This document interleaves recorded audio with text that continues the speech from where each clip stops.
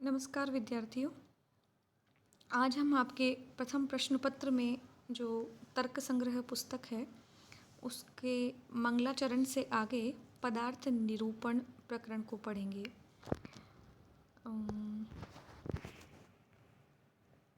पदार्थ निरूपण में अब हम उद्देश्य प्रकरण प्रारंभ कर रहे हैं। मैंने आपको कल भी बताया था कि उद्देश्य का मतलब होता है नाममात्र वस्तु संकीर्तनम। पहले तो उद्देश्य से इसका भेद है, यह उद्देश्य नहीं है, उद्देश्य है। नाम मात्र वस्तु का संकीर्तन करने से तात्पर्य है कि वस्तु का केवल नाम रखना, नाम ही लेना। वो कैसी होती है, क्या होती है, इसके बारे में कोई चर्चा नहीं की जाएगी। तो सबसे पहले पदार्थों का विभाग करते हुए लिखा गया या अन्नम भट्ट ने लिखा है, द्रव्य गुण कर्म सामान्य विशेष समवाया भावाः सप्त पदार्थाः। द्रव्य गुण कर्म सामान्य विशेष समवाय और दीर्घ संधि करने के बाद समवाया भावाः बना और तोड़ेंगे तो समवाय और अभाव, बहुवचन में अभावाः, सभी को मिलाकर ये सप्त पदार्थाः, 7 पदार्थ हैं। द्रव्य गुण कर्म सामान्य विशेष समवाया भावाः, सभी को मिलाकर बहुवचन, प्रथमा विभक्ति का बहुवचन लिखा गया है और सप्त पदार्थाः में भी प्रथमा विभक्ति का बहुवचन है। एक बात और ध्यान दीजिएगा, पदार्थ शब्द पुल्लिंग में है, इसीलिए यहाँ पर पदार्थाः प्रयोग किया गया है। अब पदार्थ शब्द का मतलब क्या होता है? पदस्य अर्थः पदार्थः। पद का जो अर्थ होता है वह पदार्थ कहलाता है। अब ये पद क्या होता है? तो संसार में जितनी भी वस्तुएं हैं उनका कुछ ना कुछ नाम तो किया ही जाता है। पद और अर्थ ये 2 शब्द हैं। पद का अर्थ हम नाम भी कर सकते हैं। संसार में किसी भी वस्तु को हम पद या किसी शब्द के द्वारा कहते हैं, उसका कोई ना कोई नाम होता है, तो उसे हम क्या कहेंगे? वह पद कहलाती है। जब उस पद का नाम उच्चारण करने पर कोई भी आकृति विशेष हमारे मस्तिष्क में उपस्थित होती है तो वह उसका अर्थ कहलाता है। हम नाम से ही ले लेते हैं। आपका अगर कोई मित्र है जिसका नाम श्याम है, मोहन है या जो कुछ भी है, तो श्याम और मोहन तो एक पद हैं और जब श्याम और मोहन या कुछ भी कहने पर वो व्यक्ति विशेष आपके स्मृति में आने लगता है तो वह उसका अर्थ होता है। जैसे पुस्तक कहने पर पुस्तक एक पद है और पुस्तक की रूप आकृति या आपके स्मृति में आने पर वह जो रूप आकृति है वह उसका अर्थ कहलाता है। ये है पदार्थ का व्युत्पत्ति लभ्य अर्थ या शाब्दिक अर्थ। अब है पदार्थ। तो यहाँ पदार्थों का हम 2 प्रकार से विभाजन कर सकते हैं। यद्यपि अन्नम भट्ट ने वो विभाजन नहीं किया है, किंतु फिर भी समझने के दृष्टिकोण से एक तो भाव पदार्थ हैं और एक है अभाव। यहाँ जो 7 पदार्थ गिनाए गए हैं इनको हम 2 भागों में बांट रहे हैं।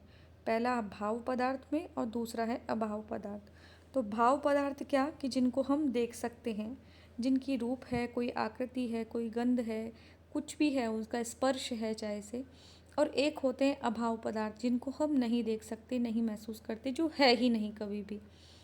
तो भाव पदार्थ हैं 6। वो कौन से हैं? द्रव्य गुण कर्म सामान्य विशेष और समवाय।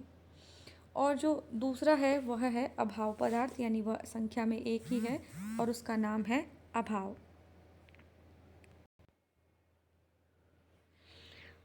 अब इनसे आगे अब प्रश्न उपस्थित होता है कि यहाँ पर 7 ही पदार्थों का ग्रहण क्यों किया गया है?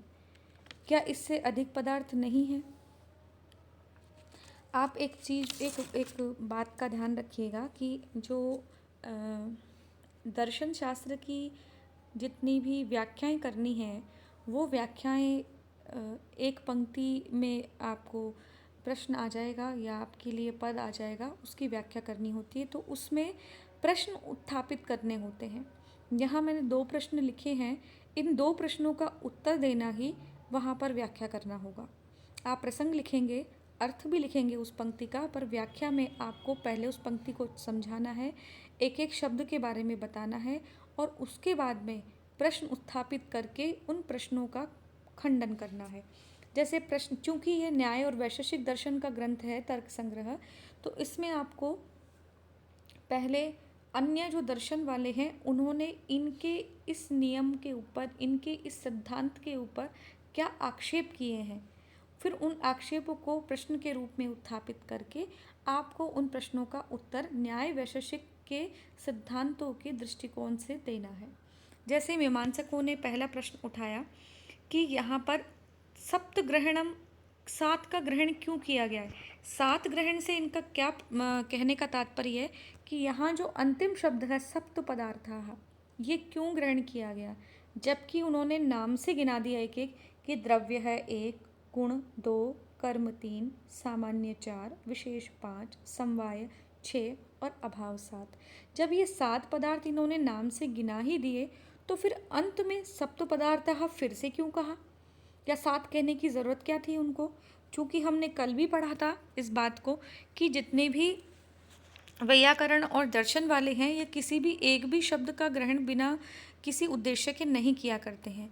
तो यहाँ पर यही प्रश्न है कि 7 का ग्रहण, 7 पदार्थों के गिनाने के बाद भी सप्त पदार्थाः यह पद क्यों ग्रहण किया गया। तो इसका उत्तर देते हुए कहते हैं, तत्र सप्तग्रहणं द्रव्यादिसप्तान्यतमत्वं व्याप्यमिति व्याप्तिलाभाय। सुनने में थोड़ा कठिन सा लग रहा है, भाषा थोड़ी सी कठिन लग रही है, किंतु घबराने वाली कोई बात नहीं। इसे आप ऐसे समझिए कि एक तो है पदार्थत्व और एक है द्रव्यत्व, गुणत्व, कर्मत्व, सामान्यत्व, विशेषत्व और समवायत्व। जैसे इस बात को ऐसे समझिए कि सीता, गीता, रमा, लक्ष्मी, संसार में बहुत सारी स्त्रियां हैं, या पुरुष भी ले सकते हैं आप, जैसा भी आपका मन हो। ऐसे बहुत सारे नाम वाले पुरुष हैं यहाँ पर। उन सब में सीता में सीतात्व है, गीता में गीतत्व है, लता में लतात्व है, मतलब उनके नाम का वो सब उनके अंदर है। लेकिन उनमें सब में एक कॉमन चीज़ क्या है कि वह सब स्त्रियां हैं। तो उन सब में क्या है, स्त्रीत्व है। वैसे ही द्रव्य में द्रवत्व है, गुण में गुणत्व है, कर्म में कर्मत्व है, सामान्य में सामान्यत्व है, विशेष में विशेषत्व है, यद्यपि सामान्य में सामान्यत्व नहीं होता है और विशेष में विशेषत्व होता है, समवायत्व है और अभाव में अभावत्व है। लेकिन इन सब में कॉमन चीज़ क्या है कि ये सब क्या है, पदार्थ हैं।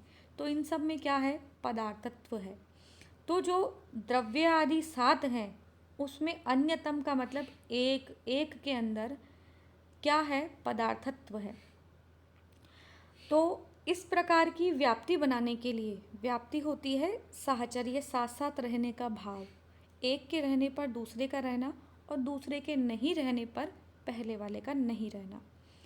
तो जहाँ जहाँ पर पदार्थत्व रहेगा वहाँ वहाँ पर द्रव्य रहेगा, गुण रहेगा, कर्म रहेगा, सामान्य रहेगा, विशेष रहेगा, समवाय रहेगा, इसके अतिरिक्त और अभाव रहेगा। इसके अतिरिक्त पदार्थत्व किसी और में रहेगा ही नहीं। आपको ध्यान हो तो कि हम एक ऐसा बनाते हैं, ये एक बड़ा गोला है, ये बड़ा गोला किसका है, पदार्थत्व का, और इसके अंदर द्रव्यत्व है, गुणत्व है, कर्मत्व है, सामान्यत्व है, विशेषत्व है, समवायत्व है और अभावत्व है। तो ये जो बड़ा गोला है ये पदार्थत्व का है और ये छोटे गोले जो हैं द्रव्य, गुण, कर्म, विशेष, सामान्य। तो इन सब की व्याप्ति इस प्रकार की बन जाए। तो इस प्रकार की व्याप्ति लाभ के लिए, या मैं इसको कहूँ उल्टा समझिए, ये क्या है, पदार्थत्व है। ये पदार्थ जो है ये तो कैसा बन जाए, ये तो छोटा बन जाए, यानी इनके अतिरिक्त और किसी में रहे ही नहीं। तो इस प्रकार की व्याप्ति लाभ के लिए ही यहाँ पर ये 7 का ग्रहण किया गया है। अब दूसरा प्रश्न जो उत्थापित होता है वह है, मीमांसक कहते हैं कि ये 7 पदार्थ ही नहीं है, इनके अतिरिक्त एक शक्ति नाम का एक अतिरिक्त पदार्थ है, उसके रहते हुए आप 7 ही पदार्थ कैसे गिन सकते हो। द्रव्य, गुण, कर्म, सामान्य, विशेष, समवाय, भाव के अतिरिक्त एक शक्ति नाम का पदार्थ भी है और उसके रहते हुए आप 7 ही पदार्थ कैसे कह सकते हो। आपको 8 पदार्थ कहने चाहिए थे। उन्होंने कहा, प्रत्युत्तर में कहते हैं न्यायिक, कैसे शक्ति आठवां पदार्थ है? कि आप देखिए, शक्ति कैसे आठवां पदार्थ है, इसको समझने के लिए पहले आपको दो मणियों के बारे में समझना होगा। एक होती है सूर्यकांत मणि और एक होती है चंद्रकांत मणि। सूर्यकांत मणि दाह उत्पन्न करने में, यानी अग्नि का और ईंधन का अगर संयोग है और वहाँ पर सूर्यकांत मणि है, या फिर आप ऐसा करो कि ईंधन ले आओ और सूर्यकांत मणि ले आओ, तो दाह शक्ति यानी अग्नि अपने आप उत्पन्न हो जाती है। किंतु यदि वहाँ पर चंद्रकांत मणि ले आए तो वह दाह शक्ति, आप माचिस से, तीली से, किसी से भी आग जलाने की कोशिश करेंगे तो भी वहाँ पर आग, दाह शक्ति उत्पन्न नहीं होगी। तो ये कह रहे हैं कि मणि को पास में रखने से, वो जो चंद्रकांत मणि है उसको पास में रखने से दाह की शक्ति है वो नष्ट हो जाती है। उस मणि के संयोग से दाह शक्ति उत्पन्न नहीं होती, और उस मणि को हटा लेने से, यानी चंद्रकांत मणि के रखने से तो दाह शक्ति उत्पन्न नहीं होती, और चंद्रकांत मणि को हटा लेने से दाह शक्ति उत्पन्न हो जाती है। तो इस प्रकार मणि को रखने से और मणि को हटाने से दाहानुकूल शक्ति उत्पन्न होती है, दाह के अनुकूल शक्ति नष्ट हो जाती है। इस प्रकार शक्ति एक अतिरिक्त पदार्थ है। तो शक्ति को मतलब यहाँ दाह के अनुकूल शक्ति से जोड़ा गया है और कहा कि आप शक्ति को भी अतिरिक्त पदार्थ मानिए। अब इसमें जो न्याय वैशेषिक वाले हैं वो मना करते हैं कि नहीं नहीं, हम मान ही नहीं सकते इस बात को। कि क्यों? कि नहीं, मणि का प्रतिबंधकत्व, आप ऐसा ही मान लो ना कि मणि के नहीं रहने पर ही दाहानुकूल शक्ति उत्पन्न नहीं होती है। शक्ति कोई अतिरिक्त पदार्थ नहीं है, क्योंकि मणि का जो प्रतिबंधकत्व है वो मणि का जो अभाव की दशा है वही उसमें दाह के उत्पन्न होने में कारण है। फिर मणि को हम पास में रखें, फिर उससे दूर हटाएं, इतना हम अतिरिक्त श्रम करें ही क्यों? हम यही मान लेते हैं ना कि मणि का केवल अभाव ही दाह के अनुकूल शक्ति को उत्पन्न करने में सहायक है। तो अभाव को हमने पहले से पदार्थ मान रखा है, तो फिर हम अतिरिक्त शक्ति नाम के पदार्थ को अलग से पदार्थ क्यों माने? तो यहाँ पर इन दोनों प्रश्नों के समाधान करने के बाद में तब कहते हैं कि फिर मणि को अगर पास में रखोगे आप तो उसमें उसका ध्वंस भी मानो, उसका प्रागभाव भी मानो, उसकी इतनी सारी कल्पना करने की अपेक्षा है हम अभाव को ही पदार्थ मान रहे हैं, और मणि के अभाव में ही दाहानुकूल शक्ति उत्पन्न होती है, इस प्रकार माना जा रहा है। तो शक्ति को अतिरिक्त पदार्थ मानने की हमें आवश्यकता ही नहीं है। इसीलिए जो हमने कहा है कि द्रव्य, गुण, कर्म, सामान्य, विशेष, समवाय और अभाव, ये ही 7 पदार्थ हैं। इनके अतिरिक्त कोई दूसरा 7 पदार्थों में गिनती नहीं हो जाएगी। इसके आगे हम अब अगले प्रकरण में द्रव्यों के विभाग के बारे में पढ़ेंगे। आज की कक्षा हम यहीं समाप्त करते हैं। धन्यवाद।